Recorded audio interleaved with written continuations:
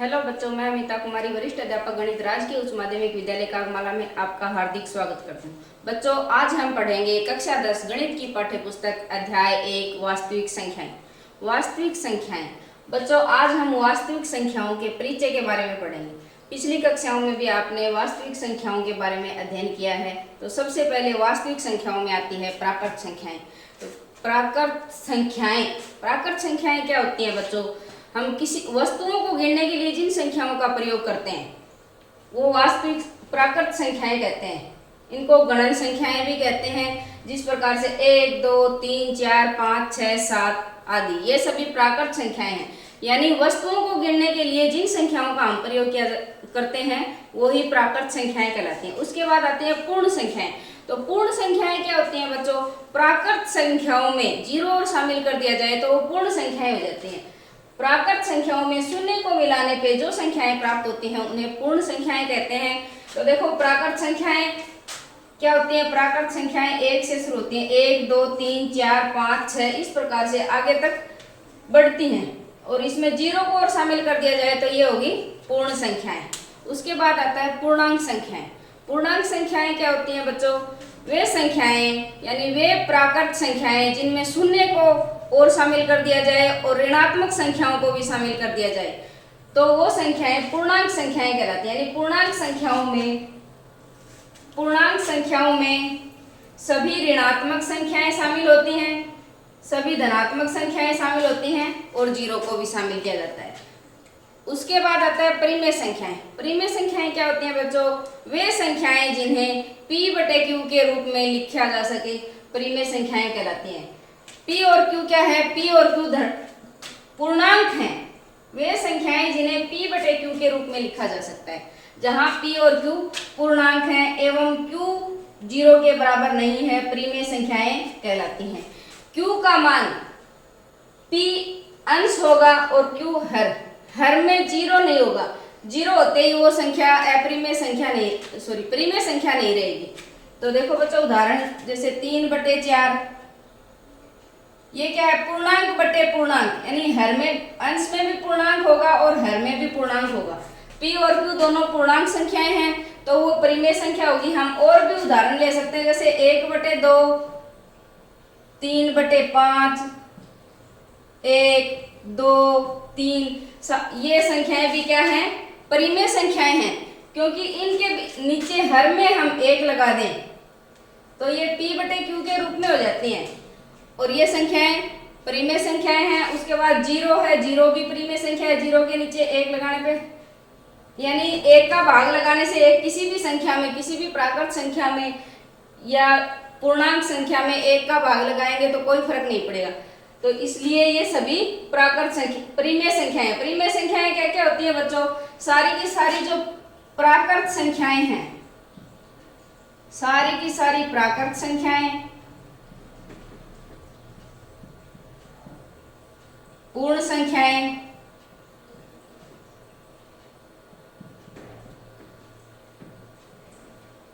और पूर्णांक संख्याएं, ये संख्याएं परिमेय संख्याएं होती हैं।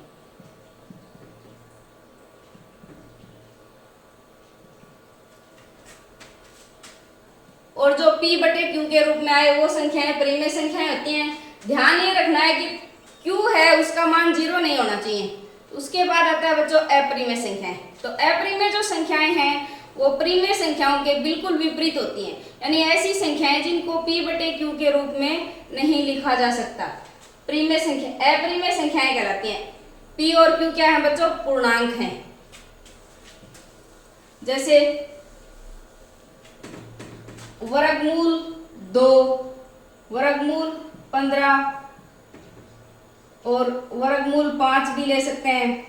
पाई भी एक अपरिमेय संख्या है। अपरिमेय संख्या। वर्गमूल 2, तो वर्गमूल 2 बच्चों देखो, 2 का वर्गमूल हम निकालें तो 2 का वर्गमूल नहीं निकलेगा। जिन संख्याओं के वर्गमूल नहीं निकलते, यानी जो अभाज्य संख्या जिनको वर्गमूल के अंदर यानी वर्गमूल जिनके लगा दिया जाए तो वो अपरिमेय संख्या हो जाती है। या फिर अपरिमेय संख्याओं का एक और उदाहरण जैसे मैं लेती हूँ 1.01, 001 0001, इस प्रकार से जो यानी इस संख्या का कभी अंत नहीं होगा और ये इसी प्रकार आगे बढ़ती रहेगी। तो ये संख्या होगी अप्रिमेय संख्या। तो ये है बच्चों अप्रिमेय संख्याएं, इनका आपने पिछली कक्षाओं में भी अध्ययन किया है। उसके बाद वास्तविक संख्याएं। वास्तविक संख्याएं क्या होती है बच्चों? परिमेय संख्याओं और अप्रिमेय संख्याओं को सम्मिलित कर दिया जाए तो वे संख्याएं, सारी की सारी संख्याएं वास्तविक संख्याएं होती हैं। यानी वास्तविक संख्याओं में परिमेय संख्याएं भी आती हैं और अपरिमेय संख्याएं भी आती हैं। वास्तविक संख्याओं के जैसे उदाहरण दे रखे हैं 4, 6, 2, वर्गमूल 7, +4, -2, सारी की सारी वास्तविक संख्याएं हैं। नेक्स्ट चलते हैं बच्चों, आज का जो अपने 10th क्लास का जो वास्तविक संख्या में जो प्रथम टॉपिक है वो है यूक्लिड विभाजन प्रमेय का कथन। यूक्लिड विभाजन प्रमेय का तो कथन देखते हैं बच्चों। यूक्लिड विभाजन प्रमेय का कथन क्या होता है? यदि a और b दो कोई धनात्मक पूर्णांक दिए हैं तब तथा a बड़ा है b से, तब a को bq + r के रूप में लिखा जा सकता है। ये है यूक्लिड विभाजन प्रमेय का कथन। यानी दो पूर्णांक दिए होंगे हमें a और b, कोई दो पूर्णांक दिए होने पे बच्चों तथा a बड़ा होना चाहिए b से, तब a को bq + r के रूप में लिख सकते हैं। ये है यूक्लिड विभाजन प्रमेय का। या फिर ऐसे कहें दो पूर्णांक, इसमें जो बड़ा पूर्णांक है वो होगा भाज्य, भाज्य b भाजक। यानी दो संख्याएं इस प्रकार से हो, दो पूर्णांक कि एक b का भाग a में लगाने पर b भाजक होगा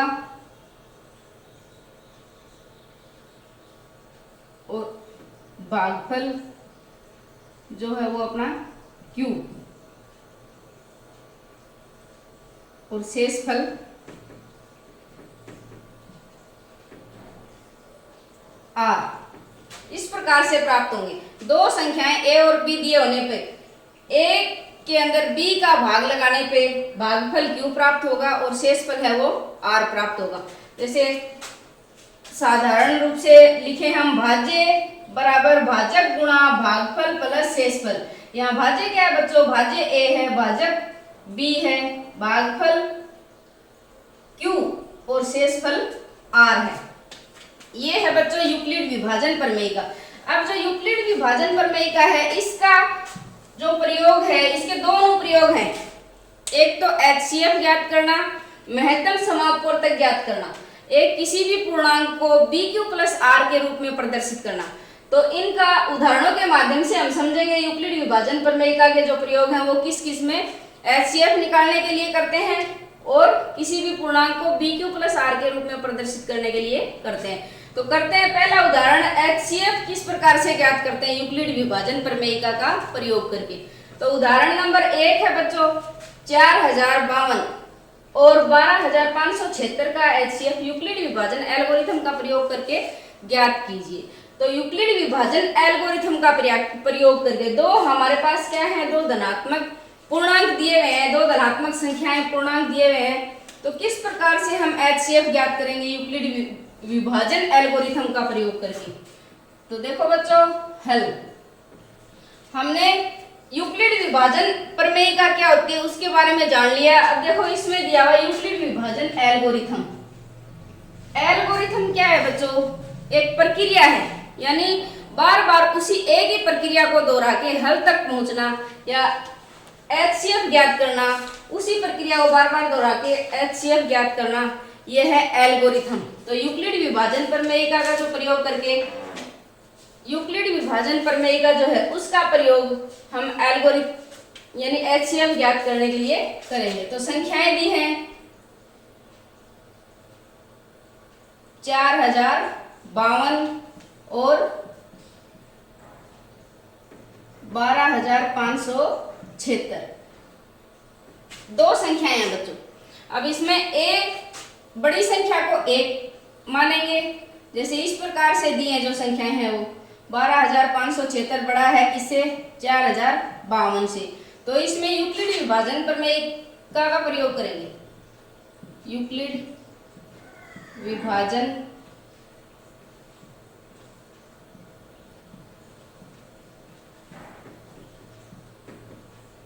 प्रमेयिका के प्रयोग से।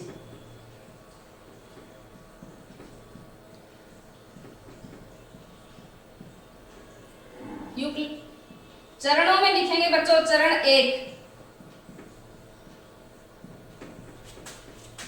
भाग लगा के देखेंगे और फिर चरण बनाएंगे। 12,576 12,576 4,052 भाग लगाएंगे बच्चों।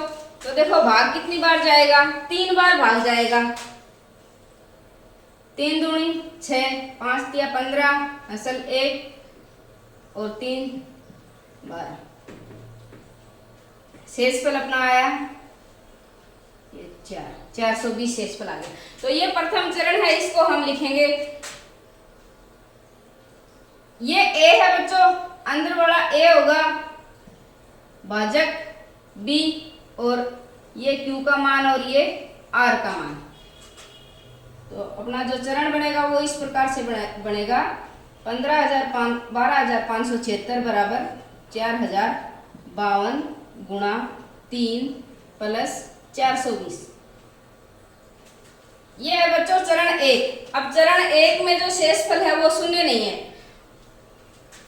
हम ये भाग जब तक करेंगे जब तक शेषफल शून्य न आ जाए। तो इससे आगे क्या करेंगे बच्चों, अब जो शेषफल है अपना 420 जो शेषफल है, शेषफल ये भाजक हो जाएगा अगले चरण के लिए। तो क्या लिखेंगे, शेषफल शून्य नहीं है। चरण 1 के लिए लिखेंगे। चरण 1 में शेषफल शून्य नहीं है, अतः पुनः, या फिर इस संख्याओं के नाम लिख देते हैं। इसमें भाजक क्या होगा बच्चों, ये 420 भाजक होगा और 4,052 भाज्य होगा। 4,052 व 420 पर यूक्लिड विभाजन प्रमेयिका के प्रयोग से, यूक्लिड विभाजन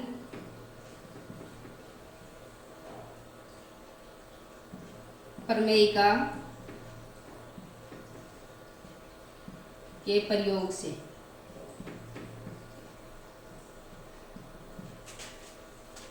तो दोबारा भाग लगा लेते हैं। देखो अब की बार 452 को मैं अंदर करूंगी, ये भाज्य होगा अपना 4,052 सॉरी, और 420। तो दूसरे चरण में अब कितनी बार भाग जाएगा 420, 9 बार भाग जाएगा। 9 बार, ये 0, 9 दूनी 18, असल 1, 9 चौके 36 और 1 37। तो घटाएंगे बच्चों, ये 2 आंसर लेंगे। 15, 5 में से 8 नहीं जाएगा, 15 में से 8 गया, 7 बचेगा। यहाँ पे 9 हो गया, 9 में से 7 गया 2, और ये 3 में से 3 0। 272 अपना शेषफल आ गया। ये है दूसरा चरण। तो दूसरा चरण है वो क्या होगा बच्चों, चरण 2। 4,052 बराबर 420 गुणा 9 प्लस 272। अब दोबारा से यूक्लिड विभाजन प्रमेयिका का प्रयोग करेंगे। तो चरण 3 यहाँ पे लिखेंगे, चरण 3। और चरण 3 में क्या लिखना है,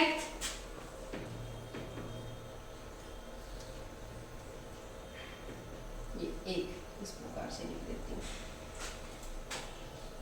चरण 3 में 420 और 272 पे यूक्लिड विभाजन प्रमेयिका का प्रयोग करेंगे।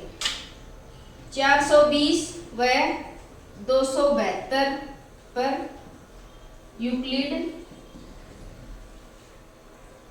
विभाजन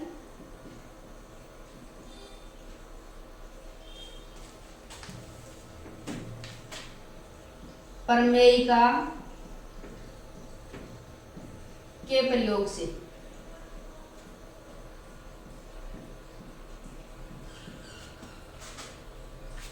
तो साइड में भाग करके देख लेते हैं। 420 अंदर लिखेंगे और भाग लगाएंगे 272 का। कितनी बार भाग जाएगा? एक बार भाग जाएगा बच्चों। शेष आया 10 में से 2 गए 8, यहाँ पे 1 हो गया, असली 11, 11 7 में 7 गया, 11 में से 4 बचे और यहाँ 3 में से 2 गया 1, 148 शेषफल आ गया। अब इसको चरण 3 में किस प्रकार से लिखेंगे? 420 बराबर 272 गुणा 1 प्लस 148। अगला चरण करेंगे बच्चों इसी प्रकार से, चरण 4।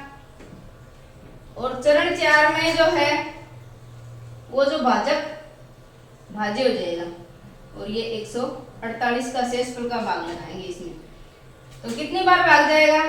फिर एक बार भाग जाएगा, नहीं एक बार भाग जाएगा बच्चों 148। बचेंगे 4, यहाँ 6 में से तो ये 2 बचेंगे और ये 124 शेषफल बचेगा।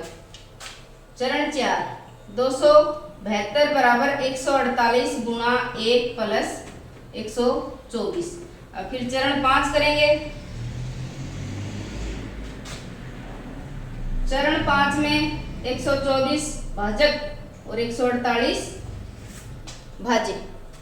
कितनी बार भाग जाएगा? फिर से एक बार भाग जाएगा और 24 शेष बचेगा। 148 बराबर 124 गुणा 1 प्लस 24। ये चरण 4 हो गया 5। अब चरण 6 लिखेंगे। चरण 6 में क्या होगा बच्चों? ये 124 भाज्य और 24 है वो भाजक। कितनी बार भाग जाएगा? 24 को 5 बार भाग जाएगा बच्चों।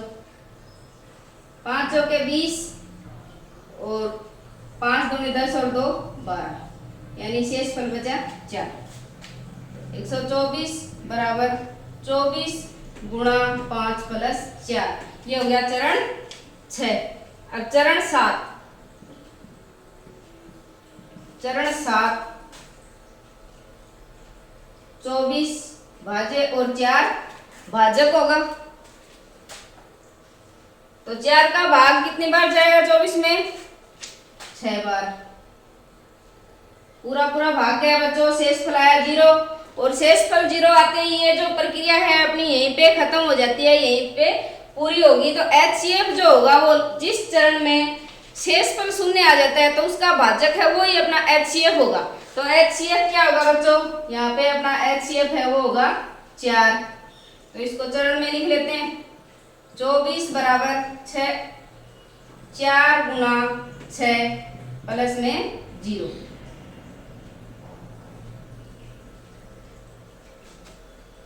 चरण 7 में शेषफल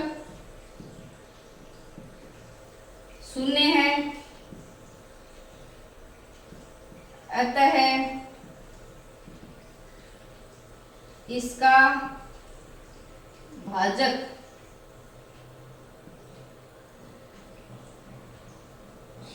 चार HCF होगा। या फिर ये लिखें, दो अपनी जो संख्याएं थी 420 और संख्याएं क्या थी बच्चों? 4052 और 12576। 12576 व 4052 का जो HCF है वो क्या होगा? 4। तो ये अपना सवाल उदाहरण 1 हुआ। ये उदाहरण 1 बच्चों ये था HCF ज्ञात करना यूक्लिड विभाजन एल्गोरिथम के प्रयोग से।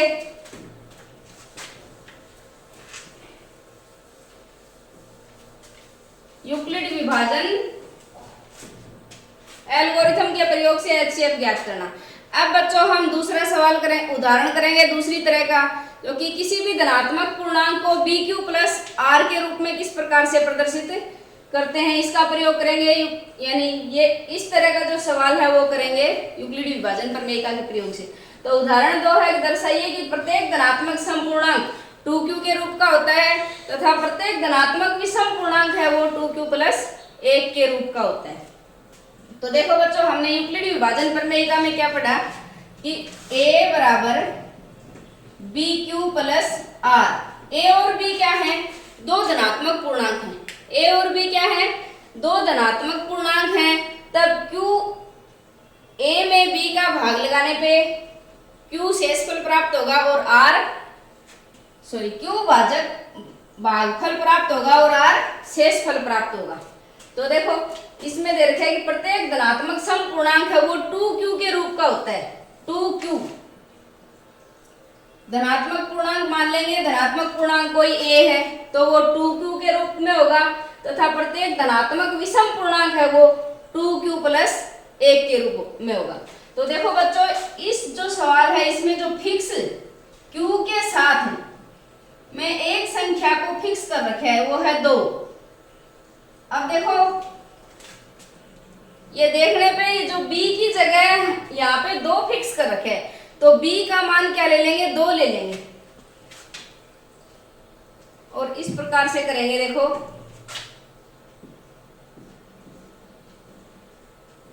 माना a कोई धनात्मक पूर्णांक है, a कोई धनात्मक पूर्णांक है, तब तथा b का मान क्या लेंगे बच्चों? 2। तब b बराबर 2। यूक्लिड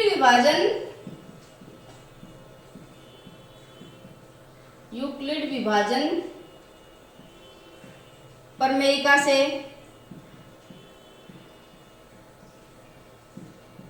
क्या होगा बच्चों? या तो जो धनात्मक पूर्णांक है वो 2q के रूप का होगा, यानी b का मान जो 2 है तो a बराबर 2q। तो r के मान जब यूक्लिड विभाजन प्रमेय का a बराबर bq प्लस r होती है बच्चों, तो r जो है, r क्या है? r है शेषफल। तो शेषफल का मान जो क्या होगा? r है वो 0 के बराबर या 0 से बड़ा और b से छोटा होगा। b यहाँ पे भाजक है, b भाजक है और r क्या है? शेषफल। शेषफल हमेशा भाजक से छोटा रहेगा, भाजक के बराबर भी नहीं हो सकता और शेषफल 0 भी आ सकता है। पूरा पूरा भाग जाने पे शेषफल है वो 0 होगा। तो यहाँ पे r के मान क्या फिक्स होंगे? r के मान फिक्स करेंगे। b का मान 2 दिए होने पे r की जो संभावित स्थिति है वो बनेगी जैसे a बराबर bq प्लस r, जहां r क्या होगा बच्चों? 0 के बराबर या 0 से बड़ा और b से छोटा। तो a बराबर 2q के लिए r का मान, या फिर b बराबर 2 के लिए b अगर 2 है तो r के जो संभावित मान है, क्योंकि b अपना क्या है यहाँ पे 2, तो b जब 2 है तो r के जो संभावित मान है वो क्या क्या होंगे? 0, 1, या तो 0 हो सकता है या फिर 1। तो अब क्या करेंगे कि या तो a बराबर जो धनात्मक पूर्णांक है a बराबर 2q के रूप का होगा, यदि क्या हो? r बराबर 0 हो, तब दो प्रकार की स्थिति होंगी। ये प्रथम स्थिति है बच्चों, स्थिति फर्स्ट, यानी r बराबर 0, या तो r बराबर 0 रखेंगे या 1 रखेंगे। तो अगर r का मान 0 मान लें तो a बराबर 2q, और स्थिति 2 में क्या होगा? यदि r बराबर 1 मान लें तब a बराबर 2q प्लस 1। ये 2q क्या है? a बराबर 2q, समीकरण 1 नाम दे देंगे इसको, और ये समीकरण 2। तो 2 समीकरण है बच्चों। a बराबर 2q है, 2 का गुणज है, 2 का गुणज है तो ये क्या है? सम संख्या है। सम संख्या,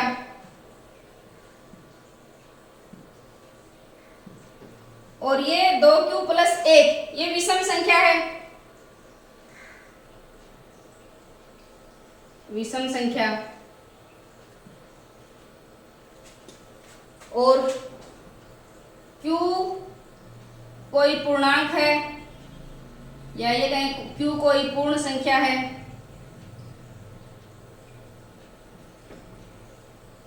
क्योंकि q का मान है वो ऋणात्मक होगा नहीं, q का मान 0 भी हो सकता है। वह a धनात्मक पूर्णांक है।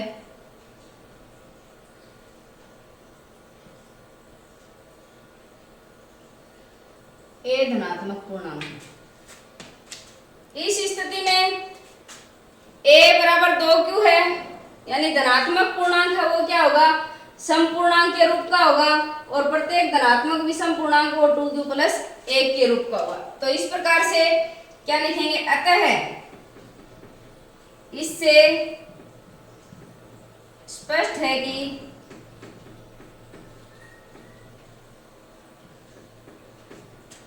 प्रत्येक धनात्मक समपूर्णांक, प्रत्येक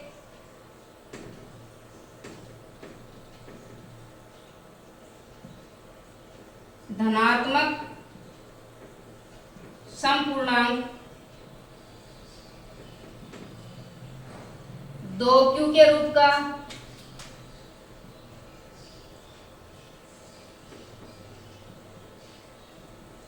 होता है। अतः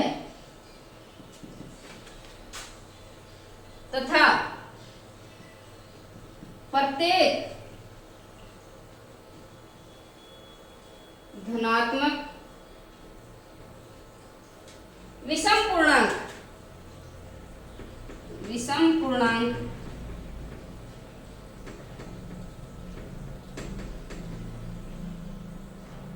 2q प्लस 1 के रूप का होता है। तो ये था बच्चों अपना उदाहरण 2। आशा करती हूँ आपको समझ में आ गया होगा। आज हमने यूक्लिड विभाजन प्रमेयिका के प्रयोग से HCF कैसे ज्ञात करते हैं और किसी भी धनात्मक पूर्णांक को BQ प्लस R के रूप में किस प्रकार से दर्शाते हैं, इसके बारे में हमने अध्ययन किया है। अगले वीडियो में हम अध्ययन करेंगे बच्चों इससे संबंधित प्रश्नावली 1.1 के बारे में। तब तक इसको अच्छे से पढ़ना। धन्यवाद।